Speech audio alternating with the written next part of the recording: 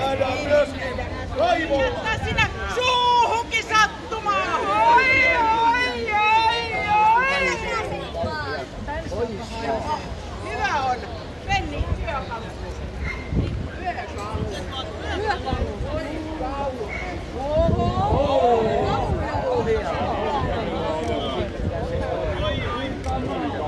Sitten tarvitaan joku riuska ihminen tänne pitelemään kiinni. Minä tulen. Minä riittänyt sinne vaan. Mun uskaltaa mennä tähän. Tuleehan siitä verta. Tule. Siitä vaan tulla verta.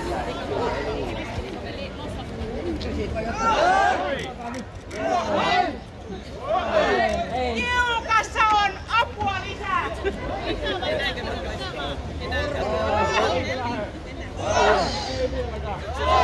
Lisää apua.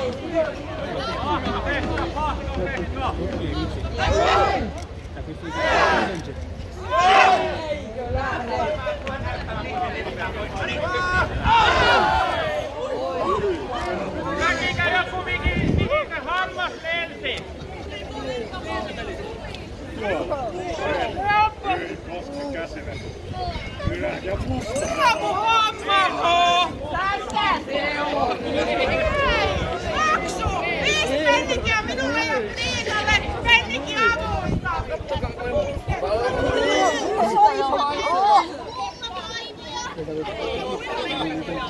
Itse asiassa. Oikeesti verta tulee. Mut nyt se paranee. Se on ihan oikein kauan. Hankala saada niitä. Kovempi rauta.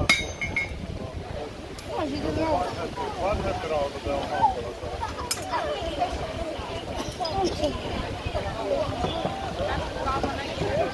Joo, kiitos.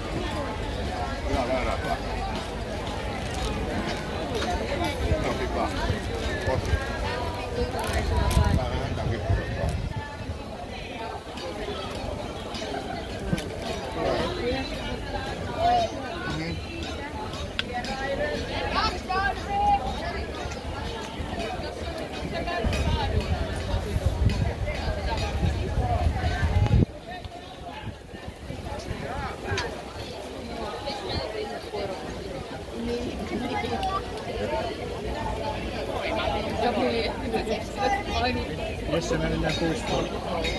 Joo. Minne päin? Kakkosen toinen normi valmis.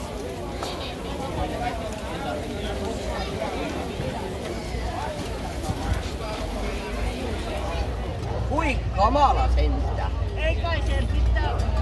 Sä köydet. Siitä en oo varma. Jottain taikakolla. Oi kauhia. Eihän ne munkikaan oli kio. Ne meni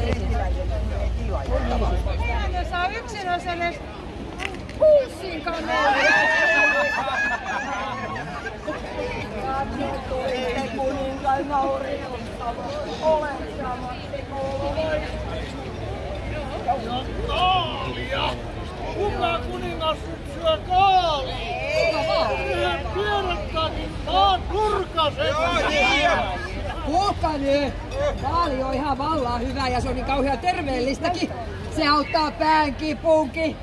Ja sitä paitsi Kaisahan sanoi, että se joutuu ruokkimaan ne palvelijatkin. Kyllä palvelijat nauriin arvosta. Sitähän joutuu keittämäänkin vaikka kauhean kauan. Ei Kaisa ei mennä semmosia olla aikaa. Ei sepäs kukka voi syödä, kun se haiseekin niin pahalta. Se on totta. Ja sitten mä suosittelen naurista. Kaalihan tuoksuu ihanalta. Ja lisäksi siitä saa tehtyä oikein vaukasta kiljua. Joo, totta. No niin, siinäs kuulitte. Kaalis tommoneks. Se on ruoka, se on hajuste ja sit se on vielä ihan kauhean mehukaskin. Nauris on konstailematon, rehellinen juuri. Kaali on paljon hienostuneempi, kato kun se huoriutuu silleen kerros kerrokselta. Äläpä sitä nyt niin viisai. Mitä hintaa?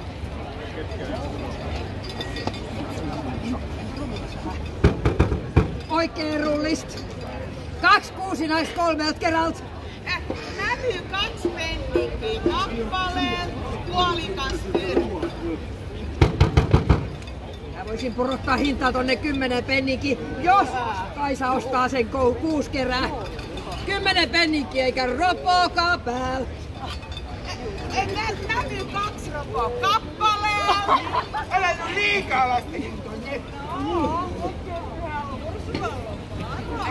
Se on totta. Päättäkää nyt. Maali! Naurista! Maali! Naurista! Maali! Naurista! Ai joo!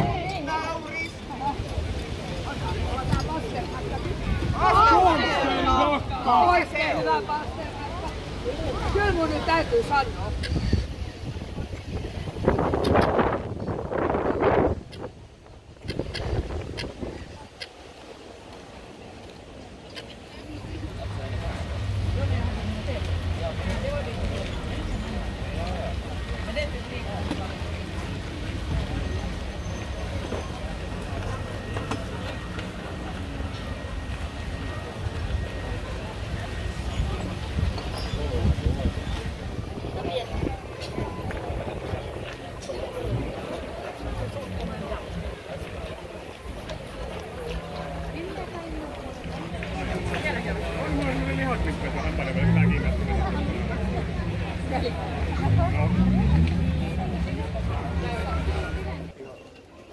Ja sinun rahasi!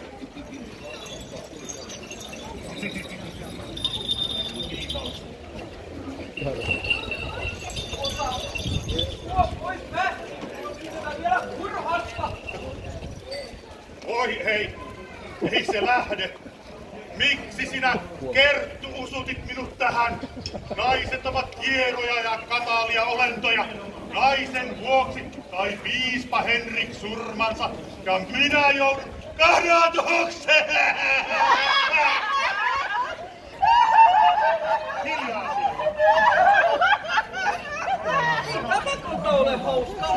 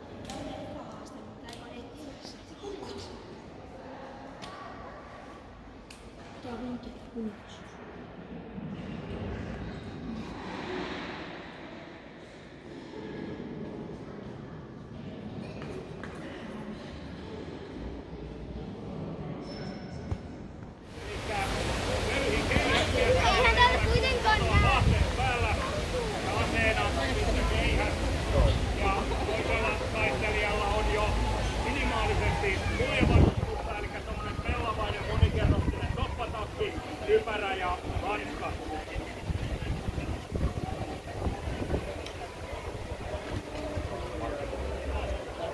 Eiliseen tapaan vähän haetaan paikkaa ja kytätään, että minkä lähdetään iskemään. Ja tärkeintä on silloin aina ensin suojata itsensä, varsinkin näin kevyesti varustautuneena, ja vasta sitten löytää se aukkopaikka vastustajan puolella.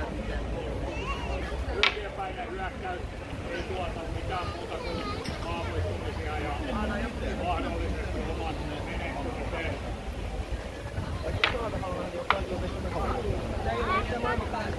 Näkyy keihäson ase, keihän varsi on tämmöinen sauvamainen, eilen näkyy ihan suokin. Ja kumpaakin aina voi käyttää aseena ja varmella saada myös. Pelkästään toi Antikarjan muistava merkki ei ole ainoastaan. Sinne just, mä näen sut tästä tuli. Keihäs on ollut köyhempienkin miesten ja koko maailmassa kaikkien aikojen ja kaikkien kulttuurien yleisin ase. Siinä ruvetaan keskiviikko nyt tekemäsi keihästä, niin sitten melko minimaalisesti kevytasolta kerästä on kärjen valmistamiseen verrattuna esimerkiksi miekkoihin tai sopiin aseisiin. Keihäs on ollut historian yleisin ase kaikissa kulttuureissa. Pienempiä keiheitä, lyhyempiä, heikkokeihäitä, pidempiä muodostelmassa käytettäviä keiheitä. Koko varioilla vaihtelee,